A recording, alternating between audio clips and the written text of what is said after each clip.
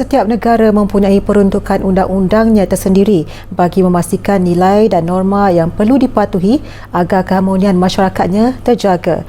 Menurut pakar sosial Profesor Datuk Dr. Muhammad Shatta Sabran, tidak wajar untuk mana-mana individu meletakkan nilai dan maruah negara ini tercalar dengan memberi kebenaran melayani cita rasa orang luar. Ini Datuk kan? Dan adakah Datuk... Profesor Datuk Dr. Shatta berkata demikian dalam segmen Jajaran Santai Tengah Hari di Bernama Radio bagi mengulas kenyataan Datuk Rosyamno, pusat pelacuran perlu ada untuk kemudahan warga asing lelaki yang kebanyakannya meninggalkan isteri di negara mereka.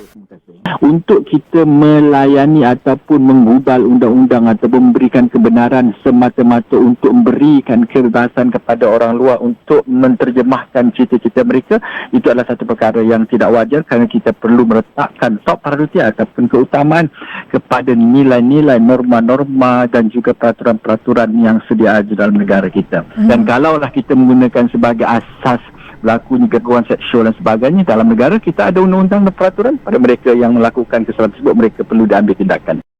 Ditanya sama ada kenyataan dikeluarkan selebriti itu berbentuk seksis terhadap kaum wanita yang dianggap sebagai alat pemuas batin, katanya setiap insan yang lahir di muka bumi ini dilahirkan dengan maruah, harga diri dan nilai tersendiri. Malah beliau menyeru agar semua pihak dapat memainkan peranan bersama menjaga imej negara ini tanpa memainkan isu yang merendahkan martabat suatu kaum.